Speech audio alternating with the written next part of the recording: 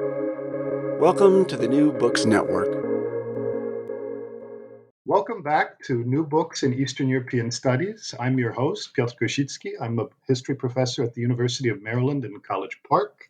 My guest today is Professor Michael Fleming, and we're going to be talking about his book, In the Shadow of the Holocaust, Poland, the United Nations War Crimes Commission, and the Search for Justice, which appeared just last year, 2022, with Cambridge University Press. Welcome to the program. Thank you, Piotr. Pleasure to be here. Oh, thanks very much for joining us. Now, Professor Fleming is a historian and the director of the Institute of European Culture at the Polish University Abroad in London. And in addition to the book that we are discussing today, his publications include Auschwitz, the Allies, and Censorship of the Holocaust, also out with Cambridge in 2014, and Communism, Nationalism, Ethnicity in Poland, 1944 to 1950, which was published in 2010. He is a recipient of the Kulczycki Book Prize for Polish Studies and the Aquila Polonica Prize. So I always start out my conversations for this podcast with one straightforward question. What brought you to this topic? And for you, I'll maybe add a little wrinkle to the question, which is that you've written a great deal before about information flows and censorship thereof during World War II. Did you know when you were writing your previous book that you were going to write this one, or was it a completely different turn? Not at all. This book really comes out of previous work. When I finished that earlier book on Auschwitz, there were a number of little things which still needed to be looked at. And I was very interested for quite a period of time on the responses of the labour movement towards this news that came through. And I was walking along that particular path for a while. And then a couple of books that came out towards maybe 6-7 years ago, which really sparked my interest in the issue of justice. One of which is Dan Plescher's book, Human Rights After Hitler, and the book by Gabriel Finder and Alexander Pushin, Justice Behind the Iron Curtain. And reading those books, I realized, and looking through some of the documents which they looked at, I realized that I knew the text in many of those final indictments, where it came from Warsaw to London, and ultimately finds its way into some of these indictments. And I thought, okay, there's something here. There's a story to be told here. And, when we think about, the pursuit of justice, we often focus on Nuremberg. But then the question is, well, how do we get to Nuremberg? What are the processes? What are the legal flows? What are the legal entanglements that enable the kind of indictments which arrived at Nuremberg to actually be, to be thought about? And there was a prelude to Nuremberg, and obviously there's a great book by Ira Covey from the late 1990s with that very title. But there's also a prelude to the prelude. And so I was very interested in the development of legal knowledge in wartime London and the way in which information circulated. And one of the things which really excited me was this relationship between knowledge and information, and the way in which information about atrocities was transformed into knowledge about war crimes. And that entire process, but whereby various actors in London were trying to make the legal case against the Nazi regime, against perpetrators, and indeed, from very early on, the hierarchy, the main war criminals, the arch war criminals. So that's the process by which this particular project, this book, came about. So if I may follow up on this question of how information becomes knowledge, because it's really central to, it is the central axis for your book, I think, conceptually. And in some sense, it's extraordinary to think about that phrase as real people producing real institutions, and quite a lot of different institutions, right? There are multiple commissions, multiple auxiliary and ancillary bodies in the story.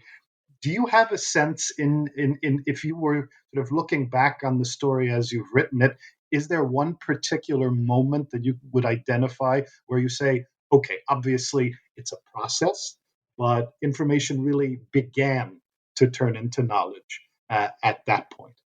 Well, it's happens fairly early. So in the early part of the book, I talk about some of the publications which the Polish government exile put out, the White Book series, and even the Black Book series, which includes photographs. And the way these are framed, in many cases, makes use of legal type language. There's always reference to the Hague Conventions. I think that's important. There's always this attempt to put these atrocities into this longer framework of the move to international justice.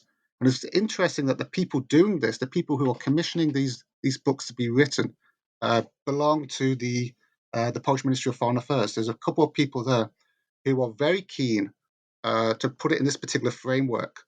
And of course, at the same time, you have a Ministry of Justice within that government, and they are working through 1942 to develop a law on war crimes. Of course, prior to that, these people are engaged in these commissions, which really form, 1941, the autumn of 1941, the Cambridge Commission, the International London Assembly, at which war crimes as such are being discussed. And so what we see over the course of 1941 into 1942 is a group of international jurists talking a lot, both in London and in Cambridge, about war crimes. And of course, what is a war crime? There's no real definition at this point. So they always lean back to the Versailles Treaty, the Versailles Settlement, and look at how they conceived of war crimes. And this is a starting point for them to start to think more broadly about the types of actions which are happening in occupied Europe, particularly from the Polish point of view in occupied Poland, and to put them in a legal framework, which I think is very interesting. These legal entanglements over this period of time are absolutely crucial, in my view, for the development of legal knowledge, which actually leads to ultimately Nuremberg, and then a bit later on, after Lemkin's book on where he coins the phrase genocide, into various conventions, which come a bit later. So it's a very important moment, I think, in development of legal knowledge about international justice. And it's something I think we can look back on, with the situation in Ukraine today, and we can see, okay, this is what these jurists were doing. They looked at the gaps in international law and sought to fill them with something tangible. And they brought people to trials in many different locations in the post-war period. So it's striking to me, of course, on some level, the Poles had to be central to this story because they were the ones transmitting the most amount of direct testimony from the ground, from the principal laboratory of German atrocity during the war. But you do bring up some non-Poles as well, and including Bohusław Echer, someone of whom I had never heard before. Then Herbert Pell on the American side. There are some British scholars who are friendlier than others. I mean, Lauterpacht has a complicated history, but he was definitely an important player in the story. How important were the non-Polish receptive ears here? Because, of course, if I read the early chapters of your book, the Foreign Office comes out villainous. And Anthony Eden in particular, stonewalling at every turn. Well, the British and the Americans wanted to keep their hands free until very late in the war. They weren't committing to anything, whereas people with connections to continental Europe knew what was happening to friends, family, co-citizens, and were very alert that something needed to be done. Whether that's in terms of just informing, trying to encourage a policy response in terms of retaliation, and of course thinking about the post-war regime of justice. Now these other people, there's the French are pretty important as well. René Casson, I think, is a very interesting individual, and his work in the Cambridge Commission, especially, but also in other fora, is very important. A bit later on, Bohusław Echer, as you mentioned, is pretty aggressive. I mean, he's influenced by Russian legal doctrines, and he basically brings in a Russian perspectives from Alan Trainin, the Russian legal scholar, into discussions at the United Nations War Crimes Commission and presents their views especially in relation to various serious crimes. So he's a very important person who's one of the people driving the pace. Herbert Powell, he is absolutely crucial in this story. I think. I mean, he's advocating, the United Nations War Crimes Commission to consider crimes against humanity, and this brings in German crimes against Jews in Germany itself, which I think is very important. And then you have Stefan Glazer from the Polish side, and these people in the early stages of the United Nations War Crimes Commission are really shaping that organization to an extent. Those early months, in late 43 into early 44. So they are very important. And there's a whole range of other individuals who made contributions. I know Cecil Hurst at the International London Assembly sometimes gets a bad rap, but I think he's a lot more sympathetic than a lot of people have made out. And obviously, he did resign, or was, in 45. So it is an interesting story. So you brought up Aaron Treinen. I know him most recently as one of the stars of Francine Hirsch's book Soviet Judgment in Nuremberg. But of course, it's impossible to talk about what Russian and Soviet legal thought brought to the table here without also talking about the Soviet atrocities. And that's something you highlight early on in the book, of course, is, how do you put it, the dual the dual sensibility that was required of the Polish jurist. Of course, that means different things at different stages in your story. But looking back, is it? Are you surprised, or maybe that's not quite the right term? But how should we assess the ability of some and the inability of others to compartmentalize this way when they were participating and trying to reach a consensus with their allied partners? I think it was phenomenally difficult for a lot of those Polish jurists not to really activate in these international fora what the Soviet Union was doing, whether that's in 39, 40, and of course, it all comes to a head in for April 43 with the discovery of the Katyn graves. And this is the beginning of the Cold War for Poland. And that should be our periodization. I think this is where the Poles lose a lot of influence because the Americans and the British realize that the Soviet Union are absolutely crucial for the war effort against Nazi Germany. And I think a lot of Poles recognize that reality, but it didn't make that pill any less bitter to swallow. It's very difficult for many of them. Of course, a number of these jurists actually go back, and I argue in the book that they go back because they really want to see justice done for the millions who were killed, and the only way that was really going to happen if they get involved with the legal system in post-war Poland, where they could bring some people to try in those domestic courts. It's difficult for a lot of these people, for sure. One of the names you mentioned earlier on is Stefan Glazer. In my own sort of personal research life, I've looked at him a lot as a Christian Democrat. But of course, he's an example of someone who would draw on the networks of legal flows that emerged during 1941, 1942, and would actually stay afterwards. I'm curious, given the focus on London, because the book really does play out in so many ways in London, was a certain contingent within and I don't just mean because the government in exile stayed there, but among the Polish legal scholars, some would go back because they wanted to pursue the matter to the end in terms of doing justice. For those who would stay, like Glazer, do you think it was a matter principally of not being able to stomach that duality that you were talking about, or were there other considerations? I think that's a big part of it. I think some of these people had some difficult experiences in the late 1930s where they'd seen another quite authoritarian government. And I suppose they saw the emergence of the communist regime through that authoritarian lens. And they thought, okay, this really isn't for me. And they also, I feel, saw some good opportunities. Glazer went on to teach in Belgium. He had a pretty decent career in Western Europe. The head of the War Crimes Office, Lesley Latavsky, continued working with the United Nations War Crimes Commission until it closed down in 1948. And then other people built lives. I mean, they built relationships. Even in London for the wartime period, they built connections. And obviously, in the back of their mind, they're thinking, okay, where's my home?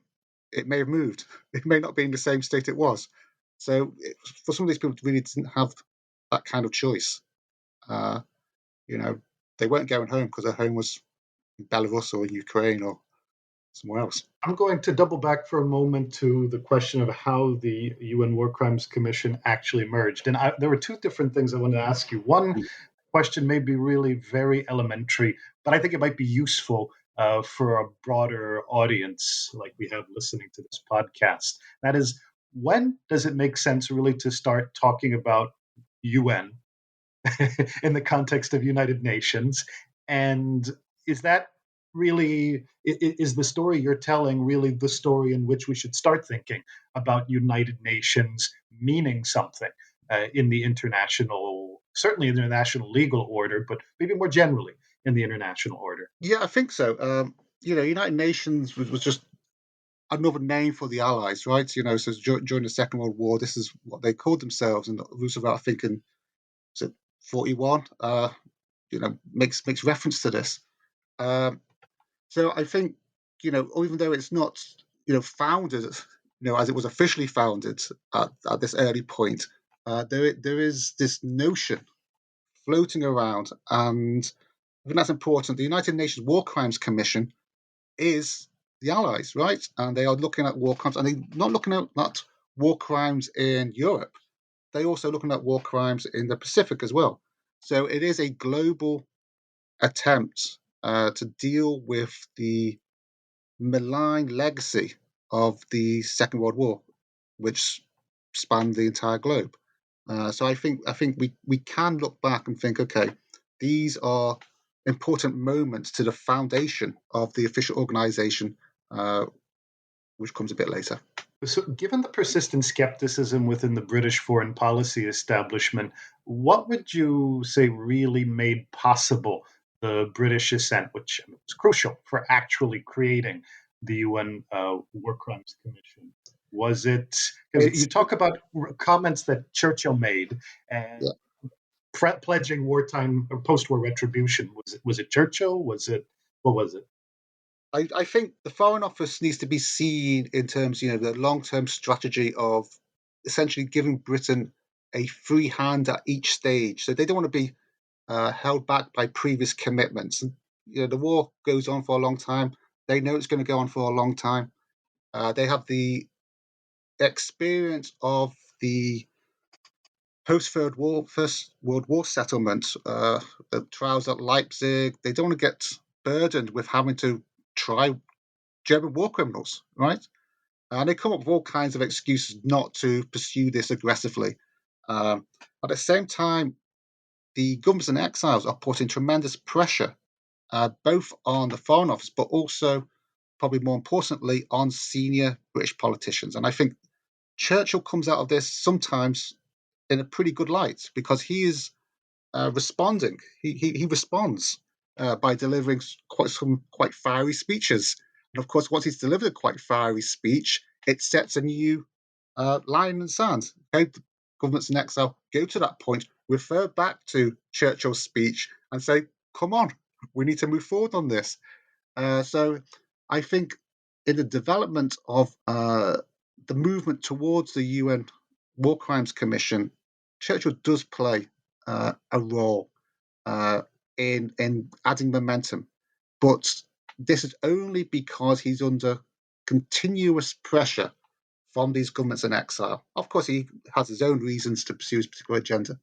At the same time, I also think Churchill's friend, Brendan Bracken, is quite important in this story. If you remember, in July 1942, he hosts a conference at the Ministry of Information in London, at which the Poles talk about the latest news from Poland. And this includes news from Helmno. It includes a speech by Ziegelborn talking about 700,000 Polish Jews having been murdered. It includes a speech by the Minister of Interior, Stanislaw Mikołajczyk, who mentions Belzec. So he is also quite important. And then we see at the same time these publications coming out, both official publications, semi-official publications, some publications which the hand of the Polish government isn't so clear in, but they've got funding. So there's building within various elite circles, amongst journalists, amongst politicians, pressure, and it takes time. I think that's the important thing. This pressure takes time to really build. And the question for me really is why during the summer of 1942 is not more pressure, more information not released? Why is there certain suppression of information during that crucial period? For example, about the Warsaw Ghetto, we know that some very important information which arrived in the summer of 1942 was suppressed, and that raises the question, of course, had the Ministry of Foreign Affairs of the Polish government been more proactive at that point, could the timescale before a UN declaration be a bit shorter? Maybe October rather than December 1942. These are what ifs, and so we always ask ourselves these what ifs as for heuristic purposes. But I think it's a useful question to consider. I was struck when I was reading your book, just thinking about the chronology for a moment, because you invest, I think rightly, a lot of importance in the St. James Palace meeting of January 1942. Of course, it would have been roughly around the same time that the Wannsee Conference was playing out in January 1942. Not directly connected, but it tells us something about the timelines and Yes. about the profound importance of that contingency you just mentioned. So, I mean, how can we avoid those counterfactuals? Yeah, I mean, that conference, the Poles and the French were trying to get this organized earlier, first late November, then into December. It's pushed back because the Americans weren't on board, the Soviets weren't on board. It was trying to get everyone on board. By the time it happens, it's almost a month after Helmno opens in central Poland. So, war crimes go on the international agenda through this official statement by the 9 countries who've got government in exile in London, plus the Chinese also approve it. And things are really taking a turn for the worse in continental Europe at this point. So, there's a power of development. Things are getting bad in Europe. War crimes are coming on the agenda in wartime London. I mean, of course, there was also a shift in progress within. I mean, you talk about discursive struggles a lot within the book, and I think, of course, there's the one within the Allied camp among the major allies, the minor allies, and then within the Polish government in exile itself. To what extent to emphasize or not the fact that there was specific targeting, not just targeting, but mass campaign of extermination against Poland's Jewish population. And it seems like it really took even, I mean, you mentioned 1942 a moment ago, even well into, if not almost the end of 1942, for the Polish government in exile really to commit to highlighting Jewish suffering. Well, I mean, they do once a whole new tranche of information arrives in November. And this has a real significant effect. Now, of course, the earlier material covered that same effect. They had a lot of material from June. They had material from the Warsaw Ghetto earlier. But it turns out that the November material is the material which cuts through to some extent. There is a number of conferences. Obviously, the big speech in the Houses of Parliament for the UN Declaration on the 17th of December. But soon after that, of course, the attention of people in the Ministry of the Interior shifts to Zamość and Poles again. And so this struggle continues, and it continues all through 43. So the Jewish tragedy is known about, but one of the reasons, and this goes back to my earlier work on Auschwitz, that information was arriving all the time, all through from late 1942, all through 1943, but it never got the attention that it deserved. And this is why we've had since 81 repeated claims that camp, the true function of that camp, was unknown.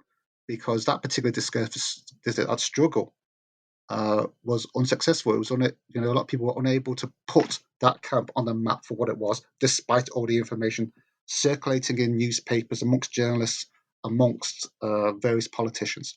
So it's very difficult. Now you have to work out, well, why is this? Why was some news able to reach into the public domain and become part of a general sense of knowledge of what's happening in continental Europe, and some information wasn't? And part of this is, of course, about how various places were associated with certain groups from early on in the war, and the ways in which the political configuration within the Polish government exile sustained that narrative, despite so much information about particular places coming through. So I don't think this is an easy story to tell, because there were so many points of resistance and difficulties. But saying that, as soon as we get to talking about the jurists rather than the politicians, we can see those jurists making significant attempts to put across the crimes in occupied Poland as fairly as they can. And so, the Polish War Crimes Office submits 41 indictments, and around one third of those deal with German crimes against Jews, and they deal with them in a fashion which we'd recognize today. The incremental escalation of discrimination, ultimately resulting in deportation, ghettos, and extermination in death camps. And there are several files dealing with various camps. There's a tremendously important file dealing with Treblinka, which charges a number of Germans with crimes of killing hundreds of thousands of people at that particular camp. And there is an extraordinary charge file which charges Adolf Hitler with crimes. And I think this is one of the most interesting indictments in the collection of these indictments. There's 1,500 of these charge files submitted to the United Nations War Crimes Office by the Polish War Crimes Office, both when they're under the government in exile, when it's under the communist or the government in Warsaw. But this particular charge file makes use of Roman law to make the case. It makes reference to the development of the idea of the rule of law, Magna Carta, and then it has an extraordinary line, the crime of the Jews was they dared to be born. And this really pulls down exactly what was happening in those absolute terrible times in the early 1940s. Well, since we're talking about the charge files, I wonder if I could step back for a second and think about sources and methods.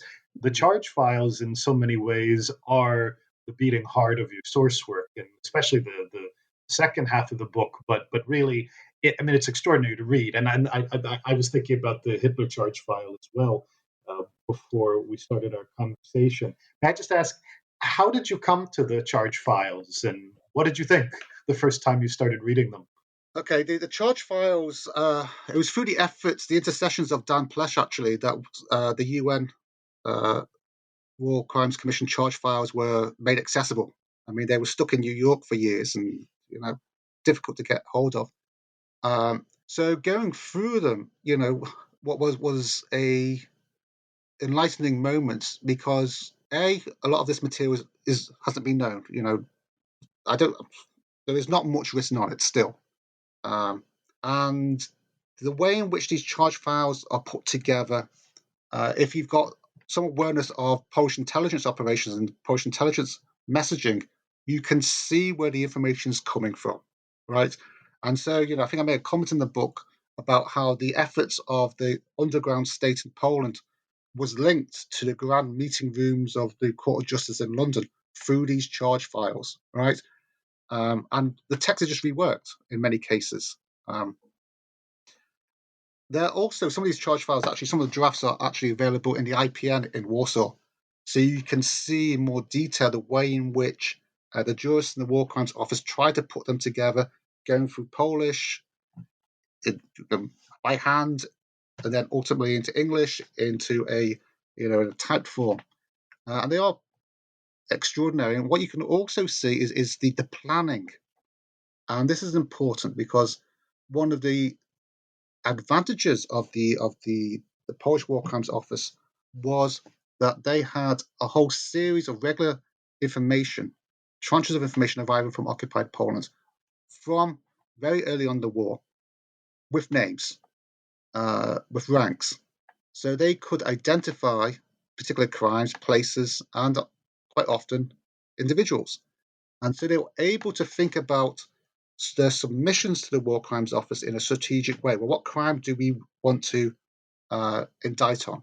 Not just about the people, but what we're going to indict on. Let's have a good spread, because they recognised they couldn't indict on every single crime that was committed.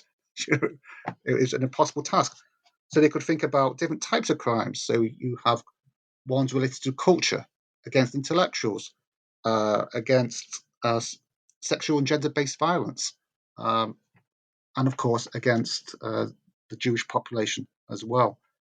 So this is another way in which the War Crimes Office influenced debates within the United Nations War Crimes Commission itself by putting forward particular indictments against particular individuals, including senior German leaders, thereby, challenging to some extent the decisions at the Moscow Conference of '43, and thereby expanding understanding of the Nazi regime in the process amongst these legal thinkers at the UNWCC.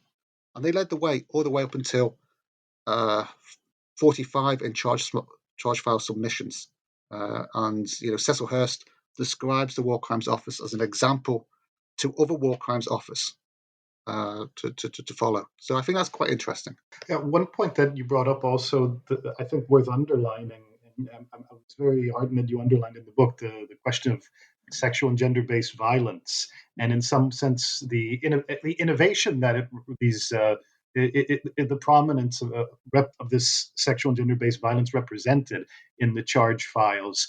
Although there were choices made also about what kinds of sexual and gender-based violence to include in the charge files. I don't know if I could just ask you to talk about that for a minute. Yes, I mean this is quite interesting because early on in the war, in the Black Book series, they include material on gender and sexual-based violence, and it's quite extensive. When we get to the charge files, a lot of that extensive material is not there. What we have is a more sanitized, in many ways, an account of what's happening. So gender and sexual-based crimes against Poles tends to be restricted in these charge files to the camps. And I suspect the reason for this is to do with the way in which the nation was being conceived and the way in which, by restricting this national humiliation to the camps, then the positive future for the reborn nation. And this is quite a familiar strategy in war, in which rape is used as a way to denationalize, to humiliate, as well as torture these individual women through this horrendous crime, or these horrendous crimes.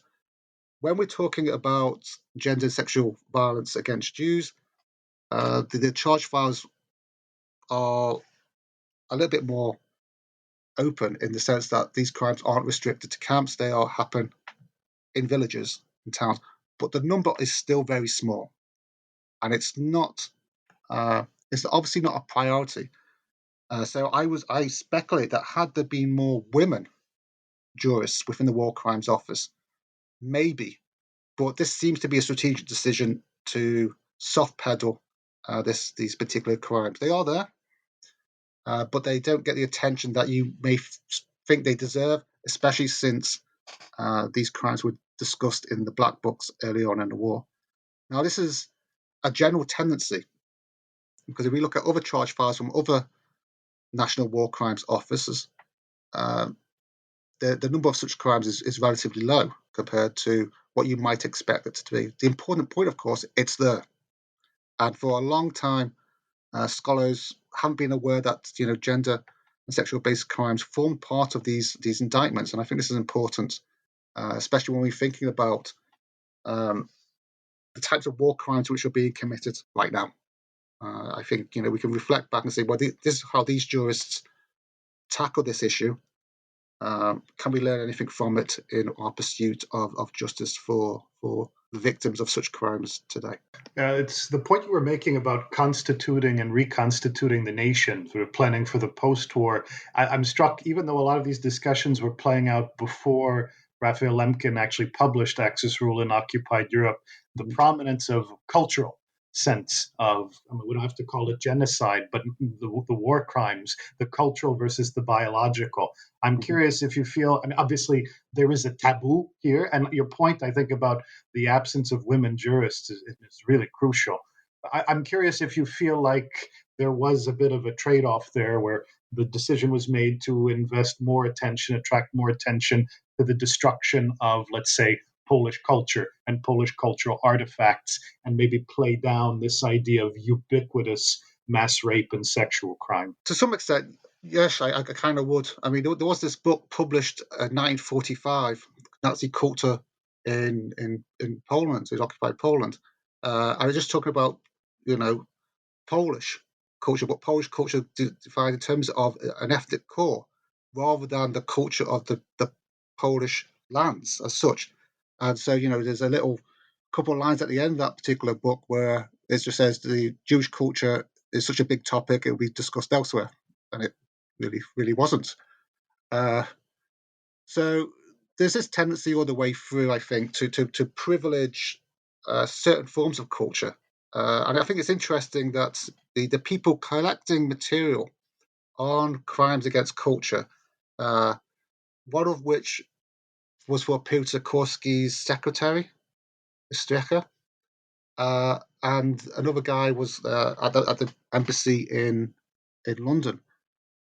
And they do a pretty good job when they're looking at the particular issues they're interested in. The question is, well, does this really reflect the culture of the Polish lands? And the answer is probably not really. It's a segment of it. So this is an idea in which a particular culture is being privileged. And I think this is quite important when we think about those other debates about who was a real Polish citizen. Because at the same time, I think we need to remember that the Polish government had conversations with Eden in 1942, saying that Poland could not have 3 million Jews after the war. And so that puts it in a certain framework that, this differential incorporation, even when we get, all the hard work of the people at the War Crimes Office, they're operating in a particular political environment, which is not always the most conducive for a honest reflection on what's actually happened in those years. If I may ask, Raphael Lemkin, of course, is a story apart here, and his is a story that's been well told in many respects. But he both is and is not part of the story that you're telling. He's not central for most of it, but then, of course, later on, his book shows up at the UNWCC, and it migrates back to onto the ground, let's say, on Polish soil. I'm just curious, the description that you just gave, which is absolutely crucial for that transition from the war years to the post-war and the ethnicization of Polishness. Of course, cultural genocide can lend itself to that kind of interpretation if we read Lemkin a certain way. I understand there's maybe a bit of a chicken and the egg question, but I'm just curious where you see Lemkin fitting into this conversation. Was he used as a kind of a supporting evidence in this pursuit? Or? Well, Lemkin's very interesting. As you say, his book does arrive at the UNWC, I think, in October 1945. And this is at a point where there's a delegation from Poland has just arrived in London. A load of jurists arrive in London, and they're at this session. And they obviously get a copy of this book. And one of the people present was a prosecutor called Savitsky. And, he goes back, he's on the trial of Arthur Greiser, and introduces this notion of genocide into that charge, which I think is quite interesting, the way in which these flows of knowledge actually work. Lemkin's important for me in a slightly different way, because I see the way in which his book reached various people in the US prior to its publication. And I'm thinking here of Maury Bernays, and then the way in which he tried to influence the State Department to take various crimes which Lemkin identifies, including the crime of conspiracy. Right, the crime of conspiracy, I think, is an underestimated part of Lemkin's book. We always focus on genocide, but I think the conspiracy element and the way that feeds into thinking prior to Nuremberg is important. In terms of his ideas about genocide, the language was being used in the United Nations War Crimes Commission. They're all trying to define what it is that's happening, right? And so, denationalization is seen as inadequate for a whole range of reasons. It's just deprivation of citizenship, doesn't really reflect the imposition of the occupiers' nation or culture upon subjected people. And so this notion of genocide fills a certain gap, which, although a lot of people are talking about the same things, and I think, Manfred Lack's indictment from January 1945 is probably the closest that we get to something quite similar. But genocide is just one of those ideas which is circulating to describe a particular phenomenon, a particular set of crimes, and I think it's quite important. It is quite important to the way in which thinking develops, but it doesn't have an overbearing influence on the work of the War Crimes Commission during these years from 45 onwards. It's one of these ideas which takes time to take root, and it's part of a conversation with other notions which are circulating around this period of late 45 onwards, I would say. Thanks very much. You mentioned Manfred Lax a minute ago, and I actually had my next question was going to be about him anyway, because he is maybe the cardinal example, but hardly the only one. For those who are strongly encourage everyone to read the book to get all of the stories. Personal continuities that actually make it possible for the War Crimes Office to continue to function after the de-recognition of the Polish government in exile, because this is quite a striking caesura. Your book doesn't stop. Yes. When the Brits cease to recognize the London government, the story continues, and in fact, the war crimes fight continues. The Polish participation in the UNWCC continues, and some of the same people are there. And like you said earlier on, some of them will go back to Poland and actually have very robust careers after the war in the Polish or international justice system. Why does that work? How does that work? Because at first blush, it seems really quite striking that the jump was made and there was a continuity despite a complete rupture in the state identification of Poland. It's very interesting. The first new head of the office was in London during most of the war. He went back and then became the head, Mieczysław Scherer. And his deputy is Tadeusz Cyprian, who was a very interesting individual, a jurist, but also a photographer. And he makes himself very useful. So there's a period from July until, September 1945, where there is not a war office operating or attending meetings at the UNWCC.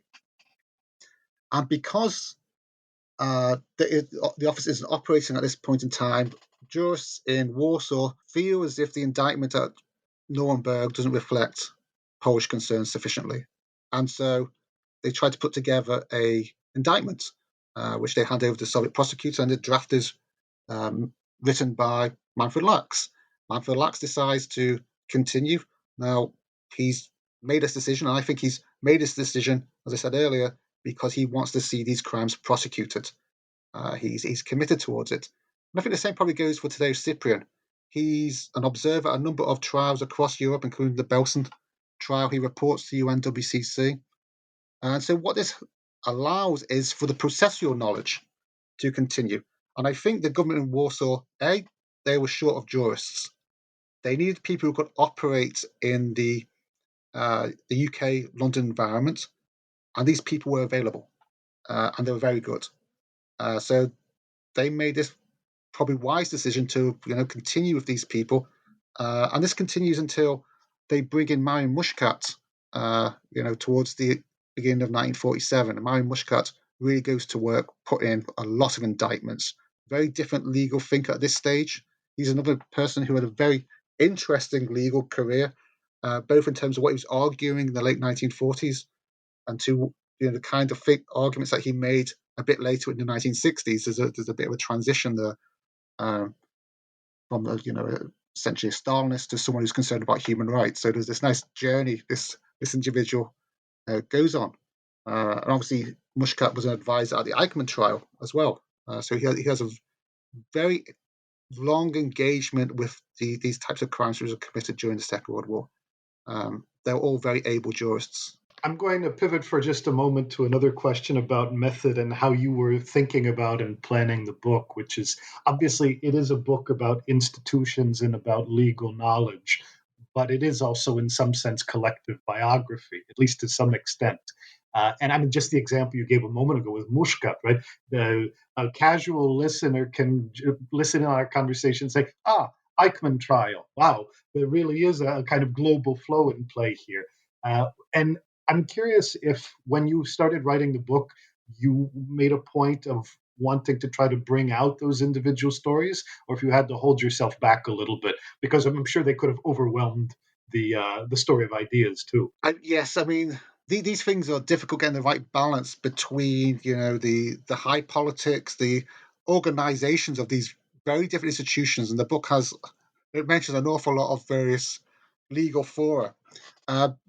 And the important thing I would say to a reader is that these interconnect. We're talking about journeys of more or less the same people moving from one institution to another institution. They're always talking to each other. They're always developing the ideas. And quite often, the same theme is being discussed in different ways over time. So what you are tracking when you're going through these debates is, the development of the ideas, but also the development of the relationships between these individuals, and how they are approaching the same problem as their particular situation changes, their own commitments change as the war develops. So I think this is a fascinating look at how these relationships and ideas actually developed in a particular context, and that's quite exciting because once you get the document, you can really tell this story in a particular way. But there is a balance to be struck, and there are some things which didn't make the final cut of the book. For example, Manfred Lachs, during the war years, was quite often a colourful individual.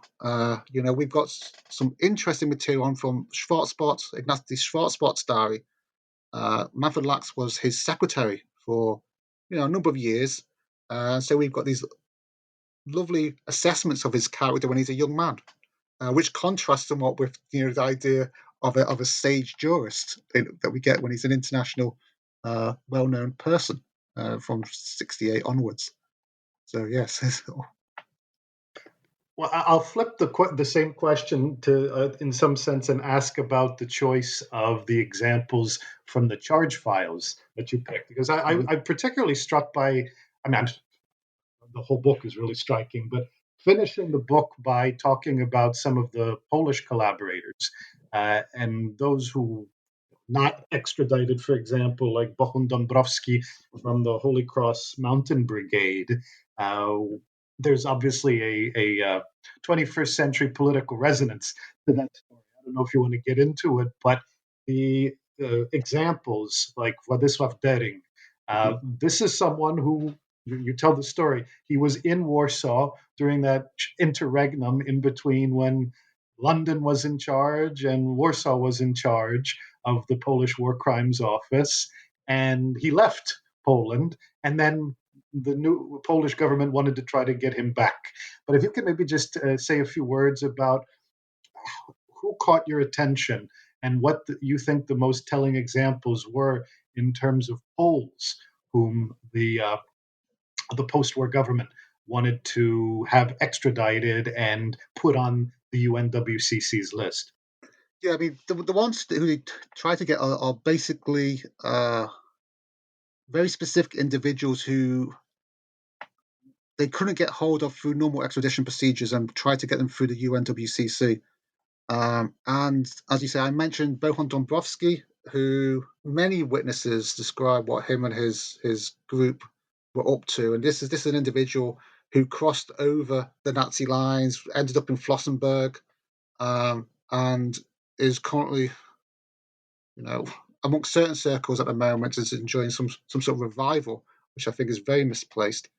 And he was, according to the charge files, he was accused of murder and other. His group was accused of murder and indeed rape. And I think it's important, to recognise that there were attempts to bring non-Germans to justice who committed crimes. So that's probably the most important one. Goering is a very interesting example because there's been so much written about Goering. I know there's a very important project underway at the moment on Goering, and his story is interesting because he was in Auschwitz. He was part of Witold Pilecki's group. He played a role in the underground within the Auschwitz camp, and then he performed horrendous medical experiments. And as you say, he eventually made his way into Britain. Paul sought his extradition. He was in Brixton prison for several months, and luckily for him, he wasn't extradited because a witness couldn't identify him. And then, of course, we get to hit, much later in the 1960s, the Leon Uris trial, where he essentially lost any reputation he may have had. So it's an interesting case, and I think over the next couple of years we'll see a lot more about that particular case in the public realm. Well, so, I mean, surrounding these particular examples, of course, is also that question which comes back. We talked about it earlier, dual sensibilities, in that, and you go into this at some length. And I imagine if you ever want to write a follow-up book, that could be a great candidate, the story of how the legal knowledge that was produced during the war was then bended during the Stalinist years in Poland. So I'm curious if you feel like there was a kind of linear trajectory there where it was just possible, and clearly Mushkat would be one of your examples, I imagine, here, of a scholar who was very well connected in Western Europe, who was part of these international circles, who could then adapt that same language and some of the same logics and turn it against the Polish underground state. Is it a different story? It seems hard to extricate that story from the. Well, it's a little different because Mushkat didn't have to develop this dual sensibility because he wasn't in London during most of the war. So his story, I think, is quite specific, and one of the leaders of the Polish underground state, Kubonsky, really did not like Mushkat. He was quite responsible for instituting Stalinist legal system on Poland. There's an element of truth to that, I guess. But he wasn't as significant as some other jurists in the foundation of the Stalinist judicial system of the early post-war years. I think the most interesting case are those of Cyprian and Lax, because they were very well aware of the nature of the Soviet Union. I mean, they'd seen a lot of the reports which arrived from the underground state, and they could also assess or be aware that some of the people who had some connection to the material that they were using and had been sent to London were now languishing in one or other of the prisons of those early post-war years because of their activity in the underground state.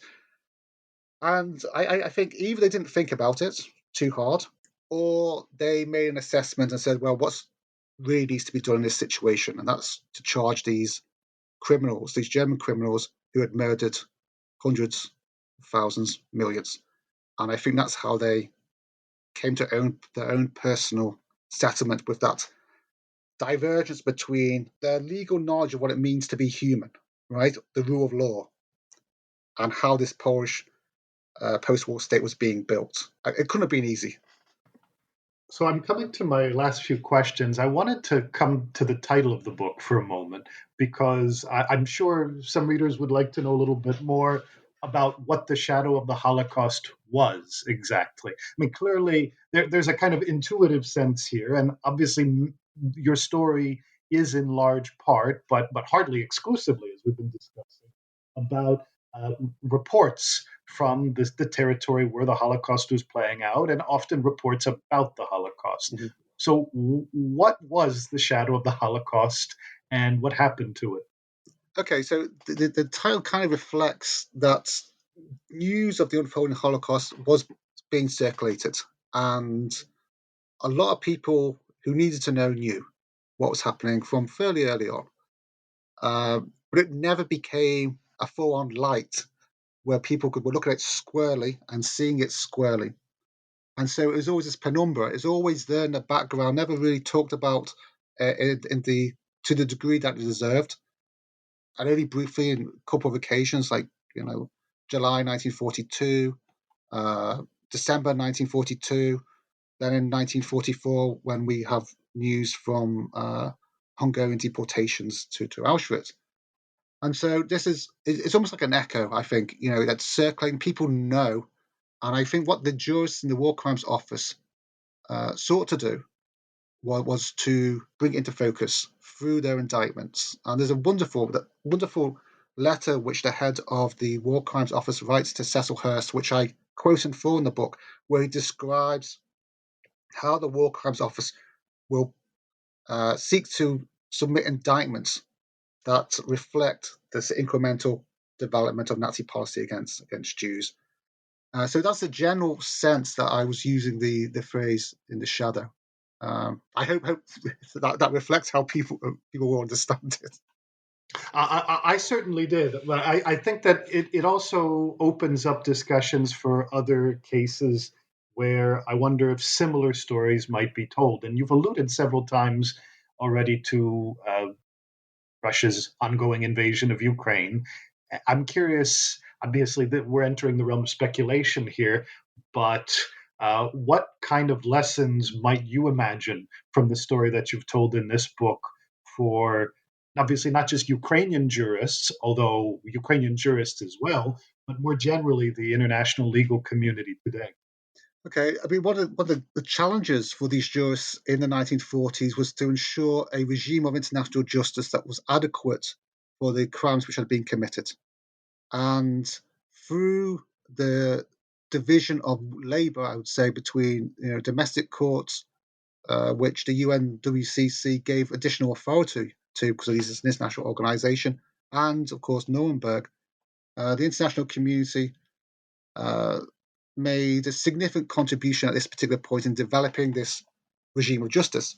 Now we understand with the situation in Ukraine that there is a hole in this regime of justice because the war of aggression, the crime of war of aggression, is not there, right? As such, I mean, it can't be prosecuted. It's very difficult to prosecute it, and so I think the efforts by jurists and politicians to move forward on that is something they can take inspiration.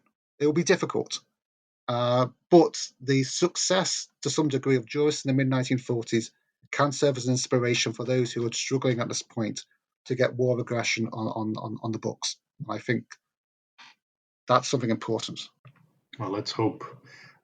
My last question for you is going to be, what are you working on now? What can we expect from you soon? Oh gosh, it's always a difficult one.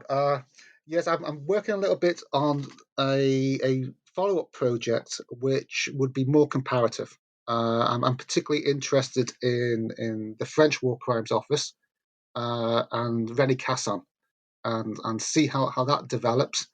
So hopefully, at some point, be opportunity to go to the archives once more and get back into it.